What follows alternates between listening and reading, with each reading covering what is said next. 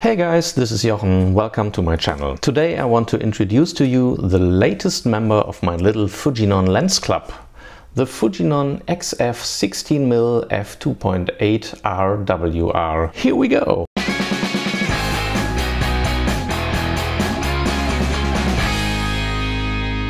First, as usual, don't forget to click the subscribe button below. That would really help me a lot. And if you really like my content very much, you can buy me a coffee through buymeacoffee.com. You will find the link in the description. Well, let me introduce you to this little guy. The lens was released in March 2019 with the following specifications. It's a 16mm APS-C lens, also known as 24mm full-frame equivalent. It is therefore a wide-angle lens without being an ultra-wide angle.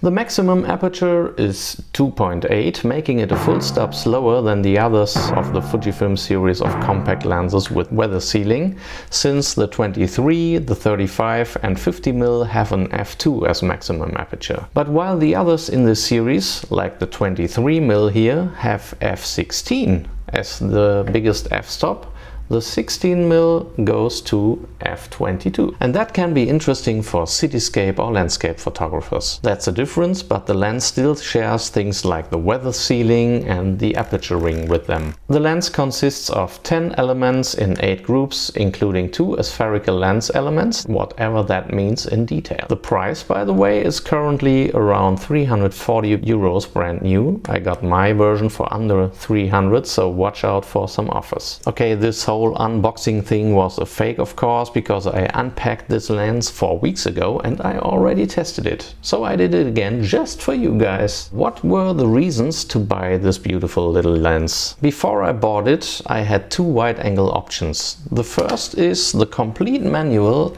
12mm Samyang f2, an ultra-wide-angle lens, and the second is my 16-80 f4 zoom lens. Check out my 3-part review about this one here on my channel. When I recorded one of my last videos, the one I drink a lot of beer in all the time, I realized that neither of these are best options for video blogging. The 12mm Samyang because it's lacking autofocus, and the 16-80 because it's quite big, heavy, and its maximum aperture of f4 is not always enough to separate the background from me at 16mm. So my first intention was to buy the 16mm f2.8 for my videos if I want to show you some more surrounding. And it's great for that, for the same reasons that I'm going to explain to you now for stills. The second reason was that I wanted to have a wider compact prime lens for street and architectural / cityscape shots. I used to have the 18mm f2, but as I told you before, this old Fujifilm lens needs a makeover. It's really pancake-like and compact, but its autofocus is a pain in the ass, and I sold it some time ago. So again, I wanted the 16mm f2.8 as a wide-angle option for video and wider street shots and cityscape. So much for my reasons to buy it, but let's talk about my first impressions of this lens after 4 weeks, starting with the build quality and manual handling. It has a really nice metal housing that doesn't feel cheap at all and is also not too light. You can really feel the built-in glass. Compared to my 23mm f2, it is a little shorter,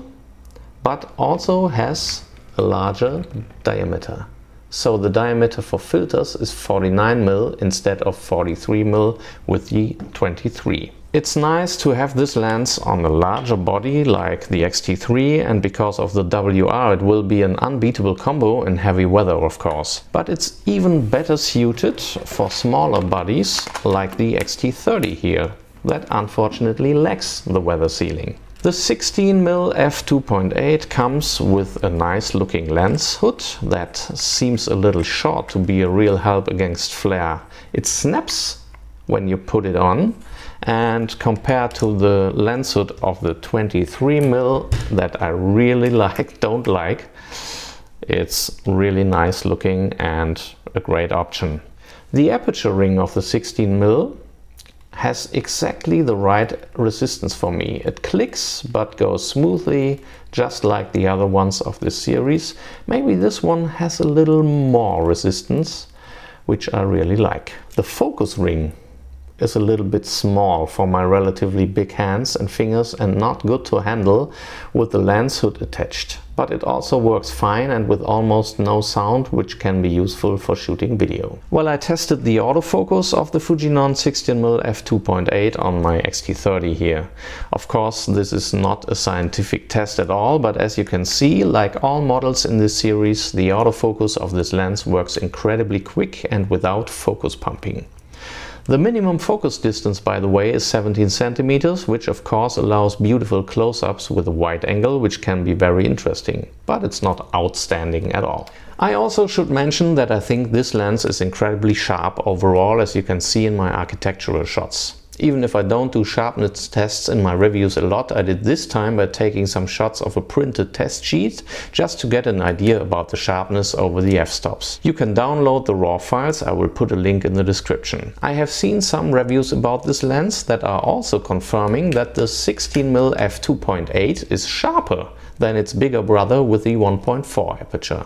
But this is the case with all the WR lenses and their bigger siblings. Okay folks, this is not at all a scientific review, but rather a video with first impressions. But I can tell you that I really think this lens is worth the money, and it is not justified to ignore it in the Fujinon lens setup. It has earned its place as the widest of the weather-sealed compact lenses, and for me and my shooting style it is more than enough and will be a good choice for many of my shooting occasions. Okay guys, that's it for today. If you have any questions on this lens or any other topic, feel free to write me in the comments. I usually answer within a few hours. Don't forget to give me a like and please subscribe to my channel. Switch on the notifications so that you don't miss any more videos. Take care of yourself.